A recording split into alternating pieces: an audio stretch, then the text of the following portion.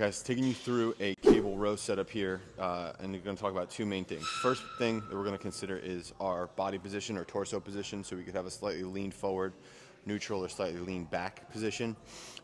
Depending on which one we do, we'll kind of specify the angles, but we'll go through that in a second.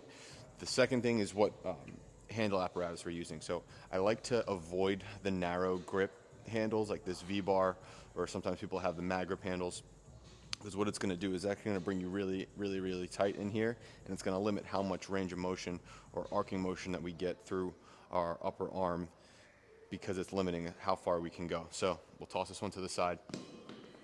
In our case, we have the Prime adjustable 18-inch bar, but any other medium to wide grip fixed bar will do fine. So Pablo's going to go here and set up, and I'm going to show you what I'm talking about with the torso angles. So what we want to do is have a good foot connection here, so we have something hard to drive into for when we set up. Let's have him at a manageable weight.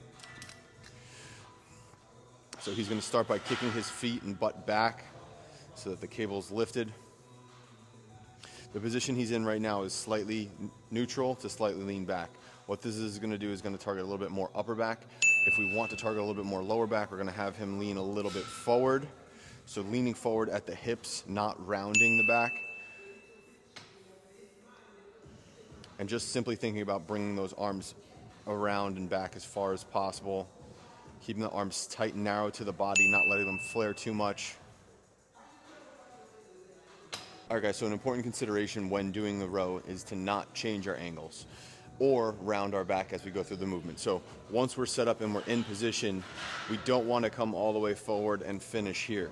There can be a little bit of movement, but we don't want to start changing the angle drastically as we're going through, or starting to round our back to feel like we're getting more range of motion. A lot of people, the range of motion is done here at the arms, so to get it closer, a lot of the motion comes from our middle or thoracic spine.